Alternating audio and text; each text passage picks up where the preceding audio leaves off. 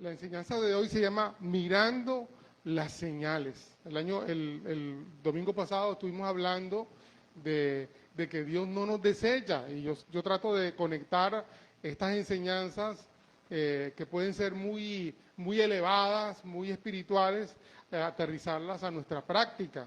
Y de hecho yo les decía, así como Dios lo ha hecho con Israel, que ha metido las patas yo no sé cuántas miles de veces como nación, y Dios sigue considerando a Israel su pueblo amado. Lo mismo pasa con nosotros, ¿cierto?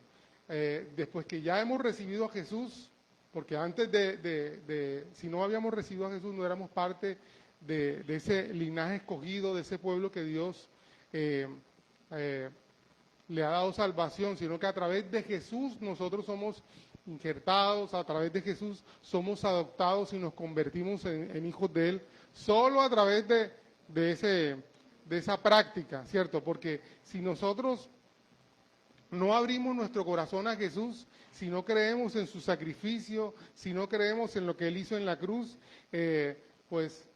solo somos criaturas. Las criaturas son criaturas de Dios porque son creadas por Dios, pero no quiere decir que son salvas. Una criatura de Dios es, por ejemplo, mis dos perritas, fueron creadas por Dios. El loro que antes tenía en la casa también creado por Dios, pero no quiere decir por eso que son salvos, ¿me entienden? Solamente pueden ser salvos aquellos que pueden arrepentirse y reconocer que Jesús es su Señor. Y entonces ahí comenzamos a ser parte del pueblo de Dios. Entonces, ahora que somos parte del pueblo de Dios, ¿qué quiere decir? Que somos infalibles, que no nos equivocamos, que no tropezamos. No, seguiremos, hemos tropezado y seguiremos tropezando. Pero así como Dios no ha quitado su favor de Israel, tampoco lo va a quitar de nosotros. Romanos, déjame ver si la encuentro porque no estaba en mis apuntes. Romanos capítulo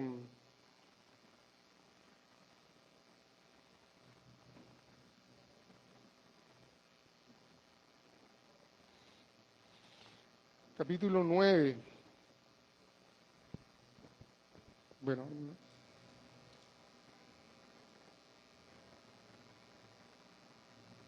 no lo encuentro, pero en el capítulo 9, versículo 16 dice, por lo tanto, es de Dios quien decide tener misericordia. No depende de nuestro deseo ni de nuestro esfuerzo. Solo depende de Dios. Pero déjenme un momentico y encuentro. Sí, eso dice el 16. Pero lo que estoy buscando es la porción aquí en Romano cuando dice que ni lo alto, ni lo profundo, ni ninguna otra cosa creada podrá separarnos del amor de Dios que es en Cristo Jesús. Capítulo 8, la parte final, ¿cierto? Así, el versículo 38 dice, estoy convencido de que nada podrá jamás separarnos del amor de Dios. Pero ¿de quién está hablando? Está hablando de los que ya han recibido a Jesús, de los que tienen a Jesús en su corazón. Entonces dice, ni la muerte, ni la vida, ni ángeles, ni demonios, ni nuestros temores de hoy, ni nuestras preocupaciones de mañana, ni siquiera los poderes del infierno podrán separarnos del amor de Dios. Ni ningún hecho, nada en toda la creación podrá jamás separarnos del amor de Dios que está revelado en Cristo Jesús, nuestro Señor. Eso es clave. A veces puede más nuestros temores, nuestras costumbres, o lo que oímos, o lo que experimentamos, que lo que dice la palabra de Dios. Hay gente, ay no, es que yo vi como el diablo se lo llevaba por aquí, que no sé qué cosa, y hay libros también espectaculares, y la gente se lo ha creído. ¿Me entiendes? Pero lo que nosotros tenemos que creer no es, ay, fulano sintió, vivió. No, es lo que dice la palabra de Dios. Y la palabra de Dios dice que nada podrá separarnos del amor de Dios. Nada podrá separarnos del amor de Dios. Está hablando también de la vida en el Espíritu. Bueno, pero entonces entremos, estaba haciendo como un preámbulo para continuar hablando de de estos temas de último tiempo que no podemos separarlo de lo que está pasando con Israel. Por ejemplo, quiero leerles Génesis capítulo 12. Estamos hablando de Génesis, el libro de los comienzos. Aquí, ¿cómo comenzó el pueblo de Israel? Capítulo 12, cuando le dice a Abraham, el Señor había dicho a Abraham, deja tu patria y a tus parientes y a la familia de tu padre y vete a la tierra que yo te mostraré. Haré de ti una gran nación, te bendeciré y te haré famoso y serás una bendición para otros. Y bendeciré a quienes te bendigan y maldeciré a quienes te traten con desprecio. Todas las familias de la tierra serán bendecidas por medio de ti. Mira el propósito de Dios. El propósito de Dios de haber levantado un pueblo de un hombre que convirtió en una familia y que luego lo convirtió en una nación. ¿Cuál era el propósito? Ser de bendición para otros. Ser de bendición para otros. Y bueno, más adelante en el versículo 7 dice, y entonces se le apareció a Abraham y le dijo, daré esta tierra a tu descendencia. Dios escogió un territorio para que ellos habitaran. Ahora, de acuerdo a lo que se ha estado aprendiendo y conociendo, la tierra de Israel, o donde está Israel, era una tierra árida, seca, más sin embargo no tiene petróleo, ese pedazo de tierra. Pero entonces, ¿cuál era lo importante? Bueno, dicen los que saben de estos temas geográficos y estratégicos, que aunque no tiene petróleo ni nada, es un territorio valioso porque es como una franja de paso del mundo occidental al mundo oriental. Es como un canal, es un paso obligatorio para los que querían entrar, y eso involucraba comercio, cultura y una cantidad de cosas. Entonces, por eso incluso se dice hoy que Israel es el ombligo del mundo, porque era y es un lugar de paso y es importante para toda esa zona y bueno, para el mundo. Se está viendo que es así. Ahora, quiero decir algo.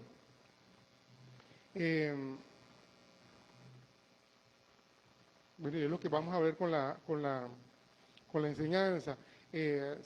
Uno está viendo mucha información, tanto positiva como negativa, y eso está moviendo como que nuestras entrañas. Y ahí estamos revelando cuál es nuestro punto de justicia, ¿me entiendes? Si es justo lo que está pasando con Israel o es injusto lo que está pasando con Palestina, con la Franja de Gaza, con todos esos pueblos. Entre uno más conoce, bueno, como que se hace preguntas,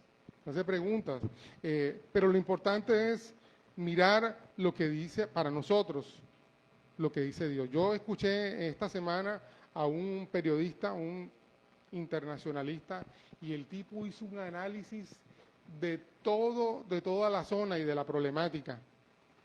Y él dijo, bueno, es que un problema es el tema religioso, pero él vio otros temas sociológicos, culturales, no sé qué cosas, y por eso para él es difícil entender lo que nosotros entendemos, porque nosotros lo entendemos por nuestra fe.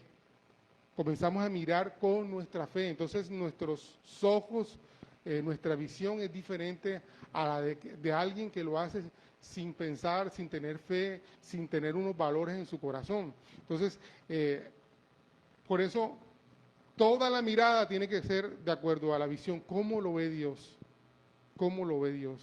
y cómo debemos reaccionar nosotros frente a toda esta situación. Ahora, quiero ir al real fundamento de la enseñanza de esta mañana, es Mateo capítulo 24. En Mateo capítulo 24, para hacer un poquito también de contexto, usted sabe, Génesis del pueblo que estamos hablando es el Antiguo Testamento, pero ahora Mateo es el Nuevo Testamento, y en el Nuevo Testamento en la parte final del ministerio de Jesús. O sea, Nos encontramos en un momento en que Jesús está preparando a sus discípulos porque Él se va. Entonces, hay una información que los discípulos necesitan saber ahora que Él no esté en la tierra con ellos. Entonces comienza, todo parte de una conversación que está en el versículo 1 en adelante, pero quiero leer primero el fundamento y donde yo quiero girar alrededor de esta enseñanza. Versículo 32 dice, ahora aprendan una lección de la higuera. Cuando las ramas echan brotes y comienzan a salir las hojas, ustedes saben que el verano se acerca. De la misma manera, cuando vean que suceden todas estas cosas, sabrán que su regreso está muy cerca, a las puertas. Les digo la verdad, no pasará esta generación hasta que todas estas cosas sucedan. Cielo y tierra pasarán, pero mis palabras no desaparecerán jamás. Sin embargo, nadie sabe ni el día ni la hora que sucederán estas cosas, ni siquiera los ángeles en el cielo, ni el propio Hijo. Solo el Padre lo sabe. Bueno, entonces, con este contexto, vamos al versículo 1. Versículo 1 dice, cuando Jesús salía del terreno del templo, sus discípulos le señalaron los diversos edificios del templo. Ellos estaban maravillados. Mira el templo, mira no sé qué cosa. Porque entre otras cosas, ellos creían que Jesús iba a reinar en ese tiempo y ellos estaban pensando, ¿dónde me va a tocar a mí? Yo voy a ser el ministro de Cultura, yo voy a ser el ministro de no sé qué cosa. Ellos estaban como que ubicándose y mirando todas esas cosas. Y resulta que Jesús les pega una aterrizada, dice, pero Él les respondió, ¿ven todos estos edificios? Les digo la verdad, serán demolidos por completo. No quedará ni una sola piedra sobre otra. Más adelante Jesús se sentó en el monte de los olivos y los discípulos se le acercaron en privado y le dijeron, dinos, ¿cuándo será todo esto? ¿Qué señal marcará tu regreso y el fin del mundo? Entonces ellos quedaron como tirando cabeza, ¿qué es lo que quiere decir Él? Y entonces comienza Jesús a darles unas señales.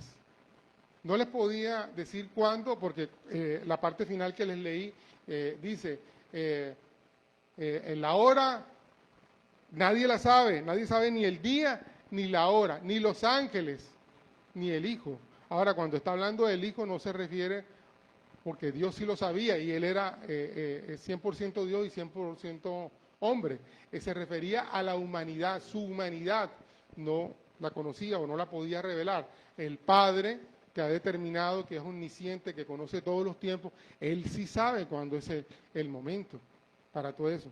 Entonces, en respuesta a todo esto, Él como no les puede decir el día, pero sí les da las señales. Y esas las vamos a desarrollar en este tiempo. Pero clave es, aunque no esté de primera, clave es esta señal, cuando les dice, aprendan una lección de la higuera. Cuando las ramas echan brotes y comienzan a salir las hojas, ustedes saben que el verano está cerca. De la misma manera, cuando vean que estas cosas sucedan, sabrán que el regreso está muy cerca, a las puertas. Entonces, hay una precisión que yo quiero hacer. Cuando nosotros miramos la Escritura, podemos hacer una interpretación literal o superficial. Yo leo y yo sí, ¿qué entendiste? Yo entendí que Jesús dijo y Él dijo que miráramos la higuera, que Yo puedo hacer una lectura y hacer una interpretación o un recuento de lo que leí y aprendí. ¿Me entiendes? ¿Qué dice en Mateo 24? No, están los de las señales, Ok. Pero también hay una interpretación profética inmediata. Cuando nosotros entendemos que eso que acaba de decir es profético y que va a suceder, ¿cierto?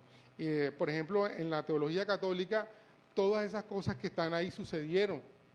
Muchas de eso, de lo que está ahí, de lo de la persecución, de la gran tribulación que iban a pasar los judíos, Para ellos, para el mundo católico, eso ocurrió con Nerón, con la persecución, cuando los cristianos fueron quemados, los metieron en el circo teatro, se lo comieron los leones, todo eso ya pasó, ¿me entiendes? Y muchas de las otras cosas ya pasaron. Yo recuerdo cuando yo comencé a leer esto, yo tenía como 12 años y yo quería respuestas. Yo estudiaba en un colegio católico en el San José de Barranquilla y yo le pregunté, yo fui donde el padre rector y le dije, padre, yo tengo inquietud sobre esto que está pasando aquí. Y él me dijo, a ver, ¿cuáles son tus preguntas? Yo comencé a leerlo. Y yo en esa época, estoy hablando del 82, yo veo que muchas cosas están pasando. Yo no me acuerdo qué guerra era la que estaba pasando, que yo estaba viendo los rumores de guerra y todo esto. Yo estoy viendo que eso se está cumpliendo, padre. Me dijo, no te preocupes, mío, que eso ya pasó en el año 70, lo que la gente piensa que el anticristo era Nerón, todo eso pasó. Eso es historia. Vete tranquilo, tranquilo. Yo dije, no señor, a mí esto da de lo que está diciendo él, me suena. Entonces al frente de mi casa había una señora mayor, apellido es Levy, de la familia Levy, de esto de los políticos, que ella era testigo de Jehová. Y yo le dije, ¿usted sabe sobre esto? Y claro, venga, y aprovechó y de una vez nos sentamos, comenzamos, ella comenzó a explicarme muchas de estas cosas y a mí se me abrieron los ojos así, porque según ellos y la interpretación de ellos era que todo este sistema de cosas, como ellos dicen, se iba a acabar antes del 2000. Según las cuentas que ellos tenían, más o menos como en el 97 o 98, todo se acababa.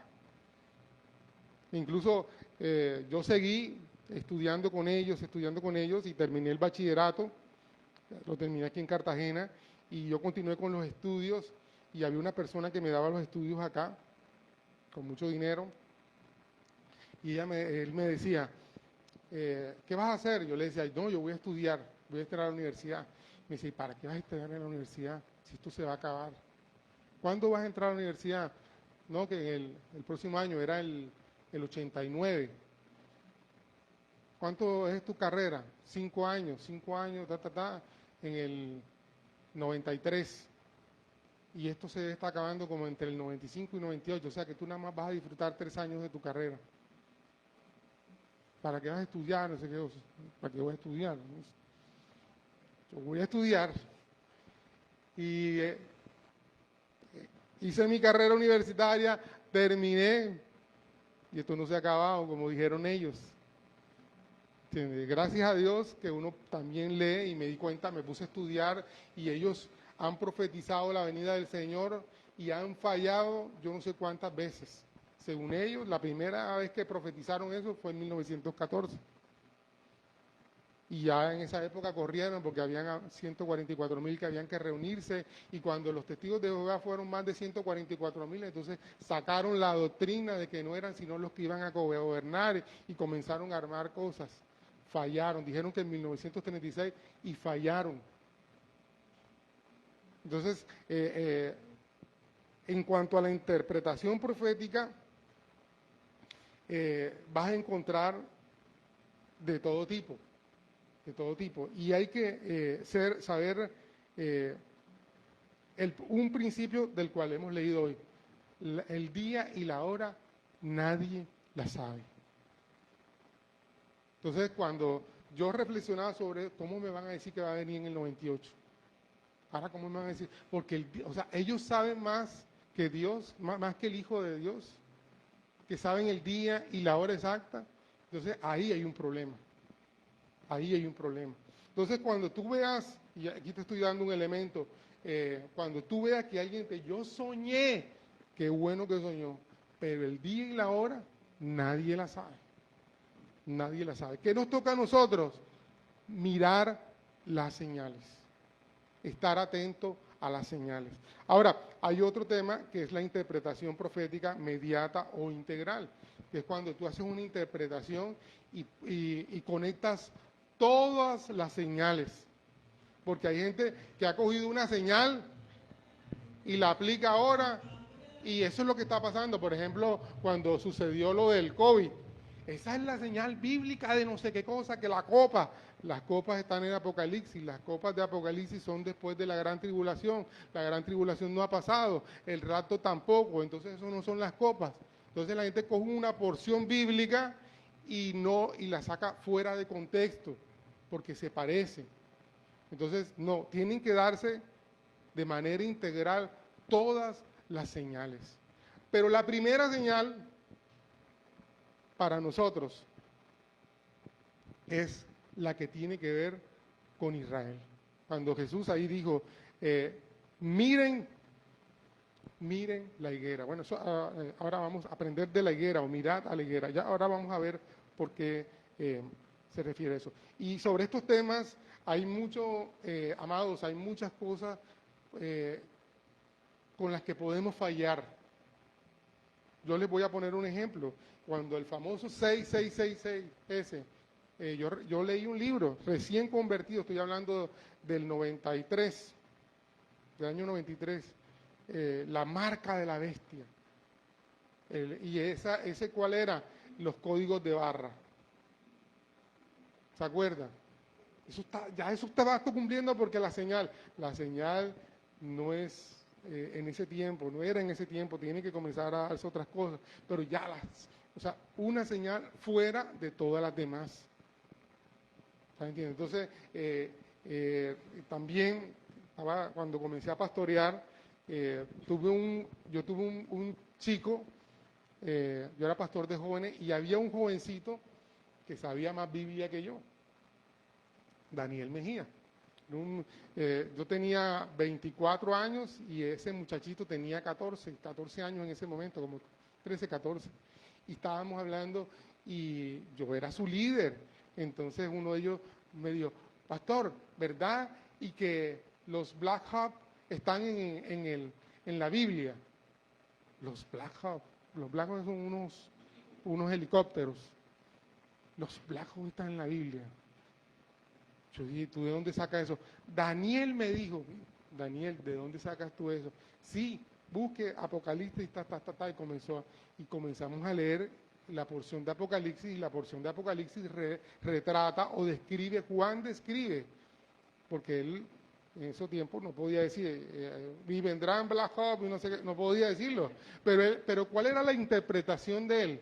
Él vio unos como insectos que tenían las aletas arriba y que por la cola lanzaban dardos de fuego. Si tú miras,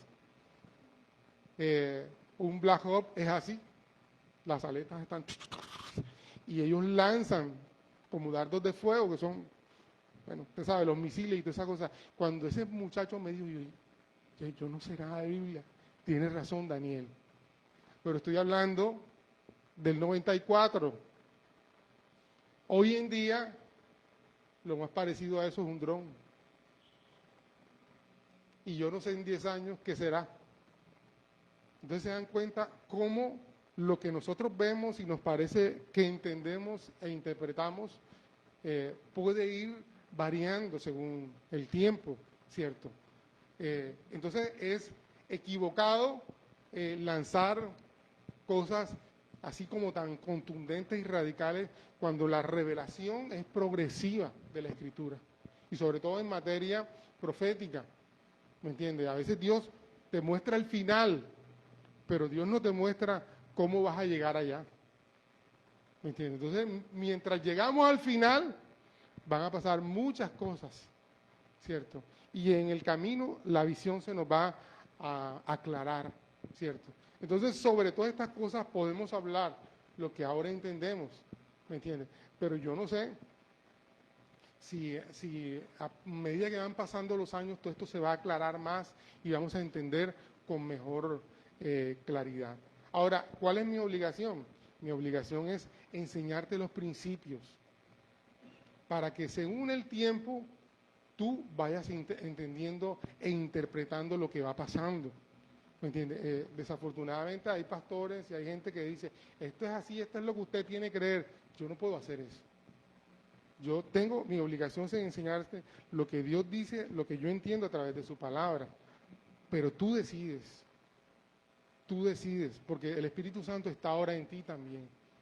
Y tú confrontas y sabes en tu corazón si es o no es. Como cuando el cura me dijo, todo eso ya pasó. El Espíritu Santo que estaba en mi corazón me decía, eso no es así. Eso no es así. Entonces, lo mismo va a pasar contigo. Ahora, las señales nos van mostrando el camino. ¿Se acuerdan? Estamos diciendo, él no dijo cuándo, pero mostró las señales, o habló de señales. Mientras vamos caminando, se nos va mostrando la meta, como dice en el Salmo 119, versículo 105. Lámpara es a mis pies tu palabra, ¿cierto? La palabra nos va mostrando cómo caminar, hacia dónde ir y cuál es el camino para seguir. Ahora, los discípulos le preguntaron cuándo serían estos eventos. Hay 3 eventos: el regreso y el final del mundo y la destrucción de todo eso, de ese mundo conocido para ellos que era el templo y todas estas cosas que estaban ahí. Ellos tenían esa inquietud y por eso es que en Hechos de los Apóstoles, cuando el Señor se va, le dice, Señor, ¿y cuándo vas a restaurar? ¿Cuándo vas a restaurar? Era la gran pregunta, porque ellos sabían que estaban pisoteados, humillados, sometidos, y ellos querían volver a surgir como nación independiente. Y Jesús, antes de irse, no les resuelve para nada la pregunta. Mira, el Espíritu Santo está sobre ustedes y vendrán y serán testigos y tratados. Los deja peor. Los deja peor. Pero peor en cuanto a las preguntas, pero mejor en cuanto que ahora tendrían el Espíritu Santo para que les enseñara a caminar hasta que vieran el cumplimiento y la meta. Ahora, cuando uno estudia, imagínense ustedes Pablo, el gran Pablo, un hombre de Dios, el gran apóstol. Y cuando tú estudias las cartas de Pablo, te das cuenta que el mismo Pablo no tenía precisión de muchas cosas. Tuvo la experiencia, conoció, entendía, pero habían cosas en las cuales hay una diferencia entre la carta a Tesalonicenses y la carta de Romanos, que las dos tienen contenidos proféticos, y en una está más maduro que en el otro, donde hay cosas que se le han revelado más. Entonces imagínense, si el gran Pablo tenía preguntas, ahora que no las tengamos nosotros, ¿cierto? Entonces, pero Dios nos ha mostrado el final. ¿Y el final dónde está? En Apocalipsis. Y el final que dice que nuestro Dios reinará. Eso es lo que nos tiene que preocupar, ¿cierto? Y nos da confianza. Por eso yo puedo seguir caminando. No porque tengo esto, no porque tengo aquello. Yo puedo seguir caminando porque mi Dios reinará. Porque mi Dios es el victorioso a pesar de todas las dificultades y todas las cosas malas que están pasando. ¿Ok? Bueno, ¿cuáles serán las señales de su venida? Bueno, ahí las vamos a ver en todo el capítulo 24. No voy a hablar de ellas, pero bueno, una de ellas es la higuera. La higuera, usted sabe, de donde vienen los higos, es la primera planta mencionada por nombre en la Biblia. Usted sabe, cuando Adán y Eva pecaron, ¿con qué se taparon? Con unas hojas de higuera. La primera vez que se menciona la Biblia. Y también está entre las últimas que se cita en la Escritura. ¿Y por qué? Bueno, también hay un componente cultural, porque en toda esa tierra de Israel, de Palestina, sobre todo en esa zona, el árbol común es la higuera. Esa es una planta que simboliza o que identifica esa zona, así como el olivo también en zonas de los árabes y todas esas cosas. Y es interesante porque, por ejemplo, en Jeremías, este es otro tema que vamos a desarrollar hoy, capítulo 24, también Oseas lo menciona, y otros 2 profetas más, Miqueas, hacen referencia a Israel como la higuera del Señor. Pero dice en el capítulo 24, Voy a leer desde acá, desde el versículo 2. Una canasta estaba llena de higos, es una visión que tiene, maduros, mientras que la otra estaba con higos malos, higos malos, tan podridos que no podían comerse. Porque el Señor me preguntó, entonces el Señor me preguntó, ¿qué ves, Jeremías? Higos, contesté, algunos muy buenos y otros muy malos, tan podridos que no pueden comerse. Entonces el Señor me dio este mensaje. Esto dice el Señor, Dios de Israel. Los higos buenos representan a los desterrados que yo envié de Judá a la tierra de los babilonios. Y velaré por ellos, los cuidaré, los traeré de regreso a este lugar, los edificaré y no los derribaré. Mire quiénes eran los higos, el pueblo de Israel, pero el que había sido desterrado y que venía un tiempo en que Dios los recogería y los traería ¿a dónde? A su territorio. Y yo quiero conectar esto con nuestro vivir. Mira, eso es lo que ha pasado contigo y conmigo. Tal vez andábamos perdidos de ruta, como en el caso mío, en mi época en que yo quería ser guerrillero, en que yo era pachorrón y todas esas cosas, perdido de ruta. Pero el Señor me tomó y me trajo. Y me trajo a su iglesia, ¿cierto? Para restaurarme, para sanarme, como dice ahí, para cuidarme, edificarme, y que yo pudiera crecer en mi vida espiritual. Y es lo que ha pasado contigo, ¿me entiendes? A veces nos cuesta trabajo porque a veces sentimos como que Dios nos arrancó de lugares, o de amigos, o de relaciones. Sí, nos arrancó, nos trajo hacia Él. Y a veces nosotros, a mí me ha pasado, mucha gente que fueron mis grandes amigos, me cortaron las relaciones por una época y muchas cosas han pasado sobre eso. Yo tengo un amigo, en el Poder Judicial se manejaba así, no sé ahora, pero en aquella época muchos de los cargos, mientras se nombraban en propiedad, tenían que ver con relaciones. Si un magistrado sabía de ti, sabía que era un buen elemento, él te vinculaba y te ubicaba en un lugar estratégico para que te desarrollaras, ¿cierto? Y a mí me pasó así, yo en la época en que yo estuve en la rama judicial, conté con el favor de una magistrada, que era una de mis profesoras, y le caí bien, y esta persona me abrió la puerta, y en una época estuve en el Poder Judicial. Pero había un amigo, y él es hermano en Cristo, él es uno de mis hijos espirituales en Cartagena, y resulta que cuando él le consiguieron el trabajo, él era juez creo que de Arjona, y todas estas cosas, y él le iba bien y todas estas cosas, pero cuando se le predicó el Evangelio, cuando yo le prediqué que volviera, cuando comenzó a congregarse, él entendió que tenía que suspender la tomadera de ron, porque el magistrado que le ayudaba a él lo llamaba y le decía, mira, fulano, vamos para Arjona, y no se preocupe que ya le tengo el sancocho, el ron, el no sé qué, y eso era. Y un día que el magistrado le dijo que iba para allá, él le dijo, le tengo el sancocho. Ajá, ¿y qué traguito me tiene? No, trago no. Ya yo no tomo, doctor. Ya volví a los caminos del Señor y yo no quiero volver a lidiar con trago. Le tengo un sancocho sabroso. Y usted sabe, le dejaron con el sancocho hecho. No fue ninguno. Y bueno, se perdieron el sancocho, pero a raíz de él le quitaron el apoyo. Y él tuvo que salir de la rama judicial, porque hasta persecución tuvo. Entonces, a veces, por seguir al Señor, a veces tienes que cortar con ciertas cosas.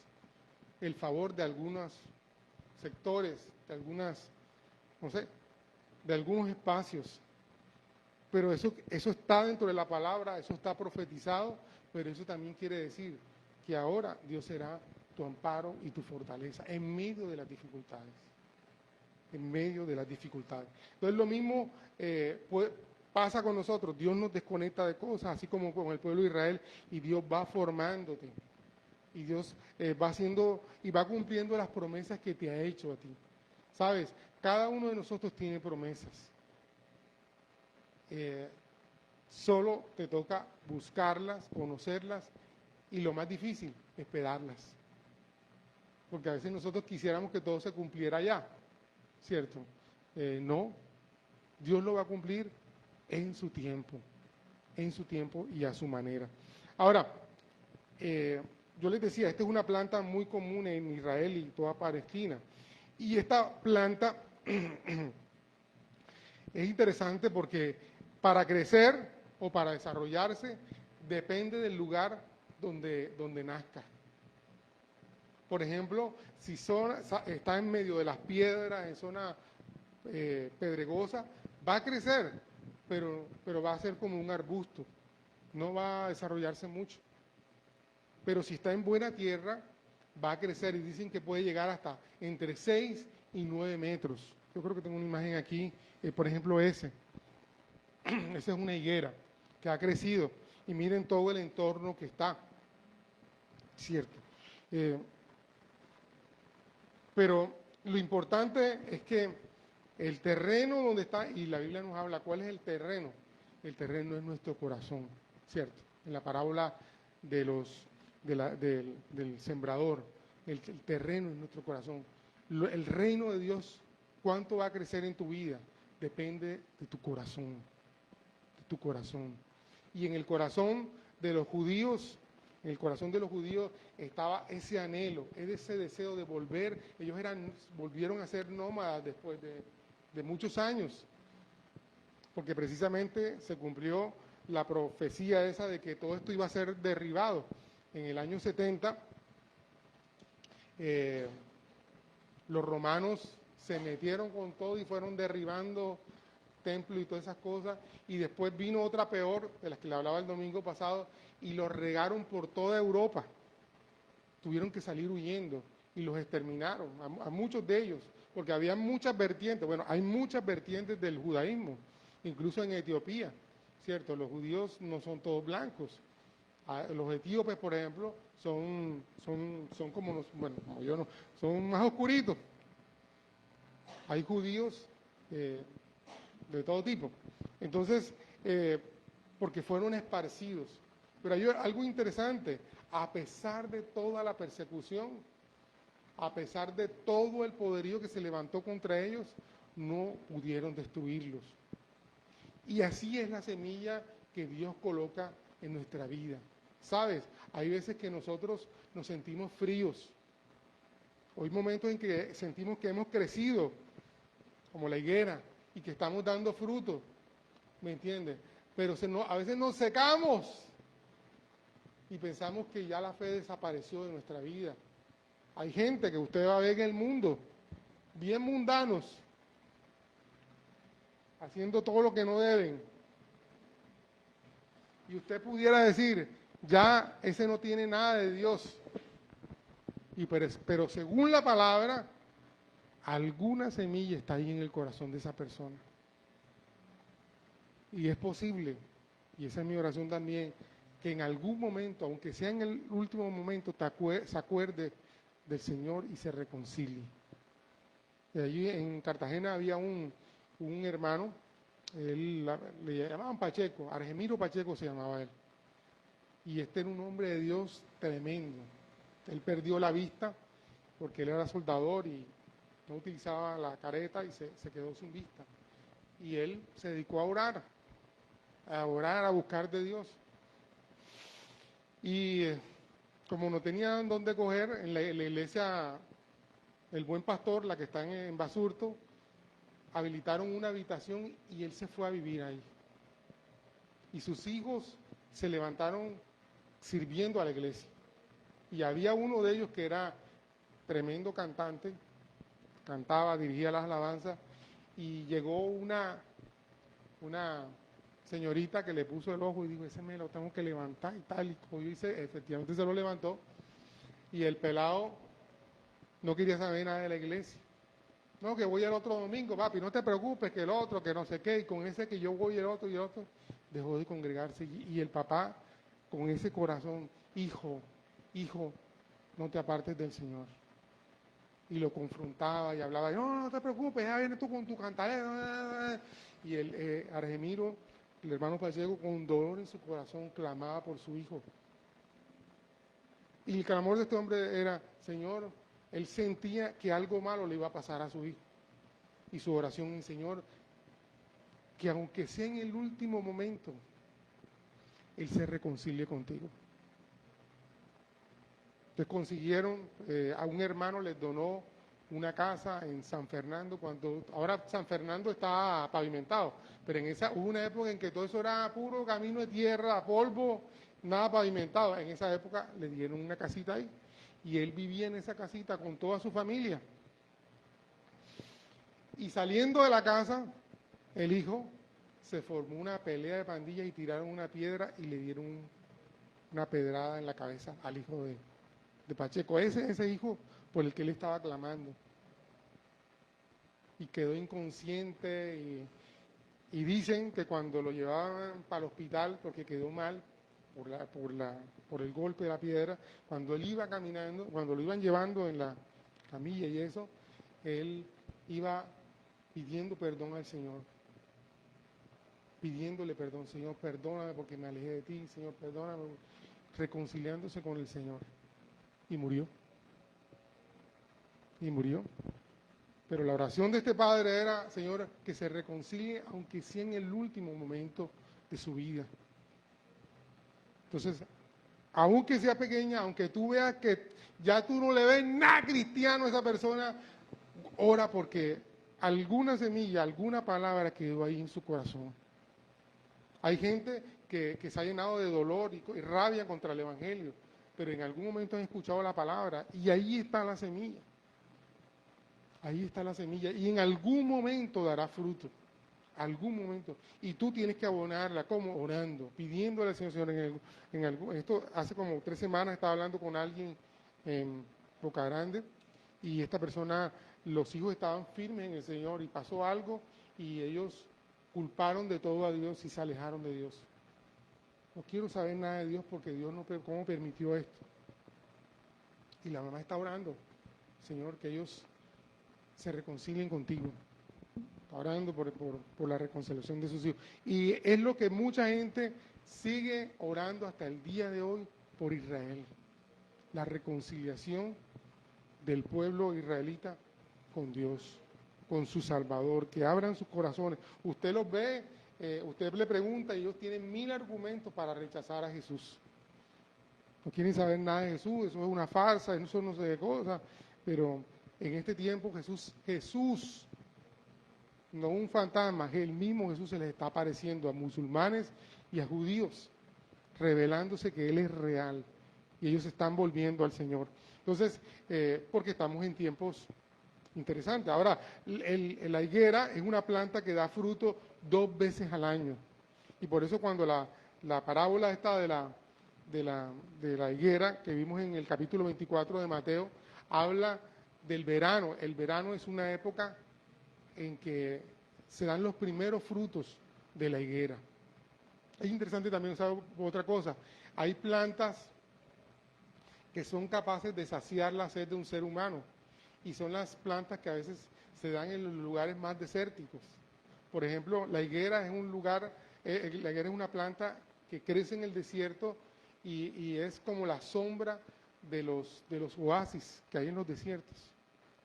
¿Para qué? Para que el fruto pueda saciar la sed. El coco también es no sé si decirlo fruto, yo no sé cómo es, pero el coco se da en lugares secos y tiene agua para saciar la sed. ¿Cómo Dios provee en lugares secos? Da provisión para que el ser humano pueda sobrevivir. Me dice también, me lo dijo un médico, yo era abogado de un cardiólogo que venía, él es colombiano, pero él vive en Estados Unidos y ella es cardiólogo, especialista en cáncer, bueno, no se me olvidó el nombre de él, un tipo de oncología, pero el tipo cuando necesitaba alguna cosa, me contactaba y yo le hacía todo lo que eran trámites, notarías y todo eso. Y él un día me dijo, íbamos por la calle, y él me dijo, hey, mira un mamey. Y yo, había un sol, yo quería era una gaseosa, una botella de agua, y él no, ¿tiene sed? Sí, vamos a comer un mamey. Mamey, eso que es baboso, que, o sea, a mí me gusta, pero eso, yo no estoy pensando cuando tengo sed en un mamey. Y resulta que el mamey es una de esas frutas como el higo que están diseñadas para saciar la sed, para quitar la sed. El diseño de Dios, el diseño de Dios. Entonces, la higuera está en esos lugares para saciar la sed de todo aquel que tiene sed. Cuando tú tienes sed, vienes a la higuera y puedes saciar tu sed. Vienes a Dios y lo que Dios produce está diseñado específicamente para eso. Ahora, es un árbol también que además de producir fruto, en esa zona da sombra. Y la sombra, usted sabe, en el desierto es algo vital, vital. Y además de la sombra, también, por ejemplo, como el relato que está en Segunda de Reyes, con el fruto de la higuera, de los higos, se hacían como ellos le llaman una cataplasma, o le llamamos nosotros, y eso lo ponían en partes infectadas de las heridas. Nosotros acá, ahora, ¿qué hacemos? Cuando hay una herida, ¿qué le ponemos? ¿Qué le ponemos? Sábila, ¿cierto? Ellos allá lo que le ponen es una cataplasma de higos. Cogen el higo, lo abren y la pulpa la ponen sobre las heridas. Y la gente sana en el desierto por todo eso. Entonces, fíjense, además de todo eso, número uno, Dios dice que la higuera es como Israel, que tiene frutos buenos y frutos malos. Los frutos buenos son los que van a disfrutar de todas las promesas del Señor. Y los frutos malos serán desechados. Y eso, amado, también sucede en la iglesia. En la iglesia de Dios también hay frutos buenos y frutos malos. ¿Sí o no? Hay gente que uno ve que dice, Dios mío, ¿qué va a pasar con fulano, con mengano? Bueno, eso no nos corresponde a nosotros, le corresponde a Dios. Porque hay gente que piensa que la iglesia es perfecta, la iglesia no es perfecta, porque está llena de gente imperfecta, como tú y como yo. Entonces, si estás buscando el lugar perfecto, la iglesia no es el lugar. ¿Me entiendes? Tiene fallas, como la tenemos los líderes, también tenemos fallas. Y todo eso. Entonces, y el pueblo de Israel, a pesar de ser el pueblo amado, como nosotros, también hay frutos buenos y frutos malos. Pero a pesar de eso, ¿se acuerda lo que leímos en Romanos? Ni lo alto, ni lo profundo, ni ninguna otra cosa creada podrá separarnos del amor de Dios. Y Romanos también, ¿se acuerdan que lo vimos? Que Dios no ha desechado su pueblo. También lo dice en Romanos capítulo 11, ¿cierto? Hay un pacto de amor de Dios con el pueblo de Israel. Ahora, por el hecho de que Dios ama a Israel, por el hecho de que hay todo lo que hemos estado hablando, ¿quiere decir que Israel actúa bien siempre? No, no. Y ahí es donde quiero conectarlo con lo que está, no ahora, toda la vida Israel también ha tenido a veces malos procederes. ¿Por qué? Bueno, número uno, porque a veces nosotros los juzgamos con nuestra perspectiva del Nuevo Testamento. Porque el Nuevo Testamento nos dice que oremos por nuestros enemigos, que bendigamos a los que nos maldicen, que si tu enemigo te golpea una mejilla, tú tienes que poner la otra, ¿cierto? Todo eso, y esos son los principios en los que nosotros hemos crecido. Pero el pueblo judío ha crecido y ha vivido en función del Antiguo Testamento. Y el Antiguo Testamento es ojo por ojo, diente por diente. Defiéndete, sé guerrero. Si tus enemigos vienen contra ti, levántate.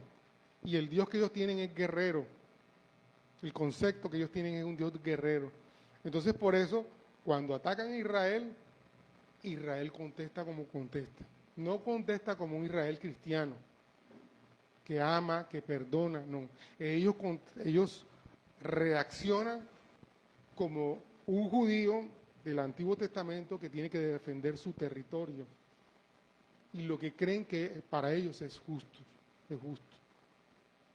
Entonces, yo quiero, de pronto eso nos quita un poquito, porque a veces nos preguntamos, ¿cómo si es el pueblo de Dios, cómo hacen todas estas barbaridades o hacen todas estas cosas? Claro, porque ellos están reaccionando según el parámetro del Antiguo Testamento. Y a veces reaccionan es con sus heridas, con las heridas que traen acumuladas de toda la historia. Usted sabe, los sometieron ¿cómo se llama? Los asirios, los sometieron los romanos, los sometieron el pueblo, el imperio de los turcos, el otomano, los otomanos, exacto, los turcos, ok. Todo ese imperio los sometió y abusó de ellos. Ah, bueno, también está la historia de Esther. La historia de Esther, ¿cómo es que se llamaba el otro? Mardoqueo era el bueno, el malo, ¿cómo era que se llamaba? Amán, ¿me entiendes? Que se levantó en contra para oprimir y destruir a los judíos, ¿me entiendes? Y en tiempos de Hitler, ¿cierto? Todo eso era acabar con todos los judíos. No había tierra, ¿cierto? Ellos todavía no estaban establecidos en un territorio, pero Hitler su visión era acabar con todos los judíos. Entonces, hay una cosa, eso ha sido un mover durante toda la historia de acabar con ellos, pero no han podido, porque Dios tiene una promesa y una promesa que va a cumplir, ¿me entiendes? Y eso quiero aterrizarlo también en nuestra vida. Hay cosas en nuestra vida que aunque el enemigo ha querido destruir, Dios tiene una promesa. Y tú tienes que estar parado no en lo que el diablo hace, sino en la promesa de Dios, que se va a cumplir en su tiempo y a su manera. ¿Me entiendes? Porque a veces uno ve familias destruidas y no, ya esto, el diablo, eso se quedará así, se perdió. No, ¿qué ha dicho Dios? Dios te ha prometido una restauración, Dios te ha prometido levantar, sanar. Si Dios te lo ha prometido, en eso tú tienes que creer. Y Él lo hará. ¿Que vas a tener luchas? Sí, claro que las vas a tener, como el pueblo de Israel las ha tenido durante todos estos tiempos. Pero es interesante, dicen algunos analistas, que cada vez que atacaron a Israel, desde que está en el territorio, cada vez que los quisieron atacar, los quisieron atacar en tiempos en que ellos estaban, entre comillas, adorando al Señor, o que eran tiempos de adorar al Señor, como ahora. Pero ¿sabe cuál fue el resultado de eso? Israel se levantó más poderoso y se extendió más. Inicialmente el mapa, del siglo pasado, el territorio de Israel era pequeño y lo atacaron los egipcios y se extendió. Lo atacaron por arriba y se extendió. Entonces, cada vez que quisieron invadirlos, atacarlos, fue una oportunidad para levantarse y extenderse. Entonces yo te quiero decir, estás golpeado, estás en luchas, te sientes aplastado. Yo quiero decirte, número uno, Dios tiene una promesa para ti. Número dos, de esta situación difícil, Dios te llevará a que te extiendas, si le crees. Si le crees, Dios te extenderá. Ok. Ya eso lo vimos, hay dos tipos de frutos, ya lo vimos. Entonces, la primera señal que debemos mirar es lo que sucede en y a Israel. Lo segundo que quiero decirle es, Israel en sí mismo es una señal. No debe convertirse en un motivo de idolatría. que es lo que yo estoy viendo dentro del pueblo cristiano. Para nosotros se ha vuelto un ídolo y no debe ser así. Israel es una señal para nosotros, para orientarnos. Yo voy a ponerte un ejemplo. No me acuerdo si, bueno, más adelante o más para allá, hay una señal, dice pare. Esa señal no es para que usted acelere, ¿cierto? Es para que usted se detenga. Usted cuando cuida o cumple una señal de tránsito, eso salva su vida, ¿cierto? Pero por el hecho de que salva su vida, eso no quiere decir que usted le tiene que prender una vela al pare ese que está en la esquina. Ni tiene que pararse ahí. Y si algún día le pasó que, menos mal que paré porque venía alguien volado, eso no quiere decir que en esa esquina usted adora la esquina y adora el pare porque le salvó la vida. No, usted sabe que esa es una señal. Y que así como esa señal le sirvió para salvar su vida, las demás señales están puestas para eso, los semáforos, todo. No cruce en una sola vía, eso no es para que usted se lo... A mí me aterra que hay gente que, sobre todo en las motos, se meten en contravía y en vez de ir en contravía más despacito porque están infringiendo una ley, porque eso los está poniendo en peligro, aceleran más, se meten en contravía y aceleran más duro. Dios mío. Y así somos nosotros, ¿cierto? Así somos nosotros, ¿cierto? A veces nos dicen, no te metas por ahí y aceleramos más. Y después vienen los ay, ay, ay. Entonces, Israel es una señal. No podemos convertirlo en un motivo de idolatría. Israel, a pesar de que es el pueblo de Dios, comete errores, porque está parado en la ley y no en la gracia. Y lo último que quiero decirles, está en Miqueas, una promesa de Dios. Ahora, una cosa que no apunté aquí, lo que dice la Escritura de que el Salmo, que oremos por la paz de Jerusalén, sea la paz dentro de sus muros, como hemos cantado el domingo pasado. ¿Eso por qué? Bueno, acuérdense los parámetros que yo les di de interpretación, porque en el momento en que se cantó esa canción, había violencia y peligro en Jerusalén. Y el salmista está pidiendo, apóyennos en oración por la situación que estaban viviendo. Entonces, y hay una promesa, serán prosperados. Bueno, también lo vimos en Génesis, los que bendicen, los que oran por el pueblo de Dios. Entonces nosotros tenemos que orar por ellos, tenemos que bendecirlos, ¿cierto? Pero no solamente por Israel, porque en Israel, el territorio de Israel, también hay musulmanes. Usted ve, hay fotos donde está, bueno, creo que miércoles aquí me la volé, pero usted ve ahí un judío ortodoxo mirando hacia Jerusalén.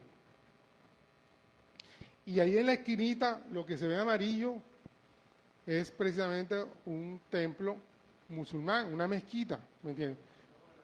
El Domo del Arroz. Y más acá está el Muro de las Lamentaciones. Entonces, hay musulmanes y hay judíos ortodoxos, y hay una parte también cristiana ortodoxa, ¿me entiendes? Ahí hay de todo, ¿me entiendes? Como dentro del pueblo de Dios, hay de todo, ¿me entiendes? Ahora, pues ¿se acuerda? Hay higos buenos y hay higos malos, ¿me entiendes? ¿Quiénes tienen las grandes promesas? Los higos buenos, los higos que han sido establecidos y que van a crecer y dar buen fruto. Entonces, necesitamos orar por ello. Ahora, hay otra cosita que les iba a decir. Una cosa dolorosa también. Amados, ustedes vieron o escucharon lo que pasó con el hospital en la Franja de Gaza. Pero ese hospital es bautista. Los bautistas son cristianos. O sea, una misión, una organización como los bautistas plantaron un hospital. Eso es un modo de hacer misiones para alcanzar a los palestinos. Es doloroso que hubiese caído ahí un misil, que dicen que más de 200 muertos. Ahí murieron muchos misioneros cristianos. Porque en la guerra, estaba hablando con mi hijo, en la guerra no hay buenos y malos, hay víctimas. Y hay abusos y hay todas estas cosas. Ahora, que todo eso Dios lo utiliza, como estamos hablando, para ensanchar el territorio, para no sé qué, para hacer señal para nosotros, todas esas cosas, es cierto. Pero hay gente, hay misioneros que han muerto en este tema. ¿Me entiendes? Entonces nosotros necesitamos orar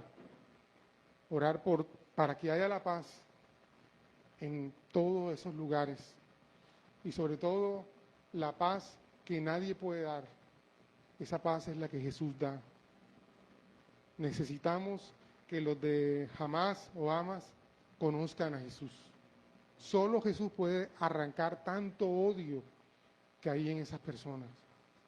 En la declaración, usted sabe que Hamás no solamente es un grupo terrorista armado, también es político. Y en la declaración de Hamás, uno de los puntos claves es la destrucción de Israel y de todos los judíos, como Amán, como Hitler, como Nerón, como todos los que han existido y se han levantado que quieren arrasar con el pueblo judío. Entonces nuestra oración es, Señor, que se conviertan, que te conozcan a ti. Miqueas capítulo 4 dice, en los últimos días el monte de la casa del Señor será el más alto de todos, el lugar más importante de la tierra. Estamos hablando de Miqueas. Miqueas, más de 400 años antes de Jesús. Se levantará por encima de las demás colinas y la gente del mundo entero acudirá allí para adorar. Como la gente va a los muros, al muro de las lamentaciones, que la gente quiere conocer toda esa tierra santa y todas esas cosas, y se reconcilian y todo esto pasa. Hay gente que va a bautizarse allá en el Jordán y todo ese poco de cosas, y es un gran sueño de muchos. Vendrá gente de muchas naciones y dirá, vengan y subamos al monte del Señor, a la casa del Dios de Jacob. El Dios de Jacob, el Dios de los judíos. Allí Él nos enseñará sus caminos y andaremos en sus sendas, pues la enseñanza del Señor saldrá de Sión. Ahí también se entiende que estaba profetizando que la salvación vendría de los judíos, o sea, estaba hablando de Jesús. El Señor mediará entre los pueblos y resolverá los conflictos entre las naciones poderosas y lejanas. ¿Quién puede resolver este conflicto? El Señor. Ellos forjarán sus espadas para convertirlas en rejas de arado y sus lanzas en podaderas. Que es lo que ellos hicieron también para poder arar y convertir ese lugar que era desierto, improductivo, en un lugar fértil. Incluso ellos tienen la tecnología. Hace muchos años viene hablándose de un proyecto para convertir La Guajira en un lugar productivo. Y eso tiene que ver con pactos y convenios con los israelitas. Imagino que en este periodo, o sea, eso quedó en stand-by, pero siempre ha habido la intención y el propósito de que eso se desarrolle. Dice, todos vivirán en paz y prosperidad. Disfrutarán de sus propias vides e higueras, porque no habrá nada que temer. El Señor de los ejércitos celestiales ha hecho esta promesa. Y aunque las naciones que los rodean sigan a sus ídolos, nosotros seguiremos al Señor nuestro Dios por siempre y para siempre. Una promesa, también una declaración y una revelación de cómo puede ese territorio tener la paz. El Señor de los ejércitos celestiales puede traer la paz y la reconciliación.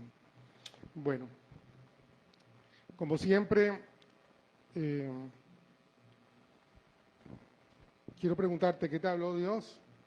No solo llenarnos de información, sino entender esta señal, lo que está pasando en Israel, nos muestra que es el tiempo. ¿Por qué es el tiempo en que las otras se van a comenzar a dar?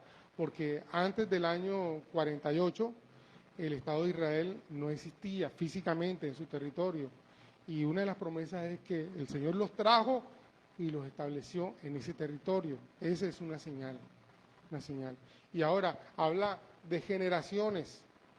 El Salmo dice que también habla de cuánto es una generación. Usualmente se dice que son 40 años. Hay gente que dice que la generación a la que se habla ahí es al pueblo judío. Y también el Salmo dice que una generación son 70, 80 años. Entonces, si sacan las cuentas, 1948 más 70, 80 años, más o menos son como 2028, ¿cierto? Entonces, los que se atreven a mencionar, hemos entrado en ese proceso y eso estará cerca. Pero vuelvo y digo, el día y la hora nadie la sabe.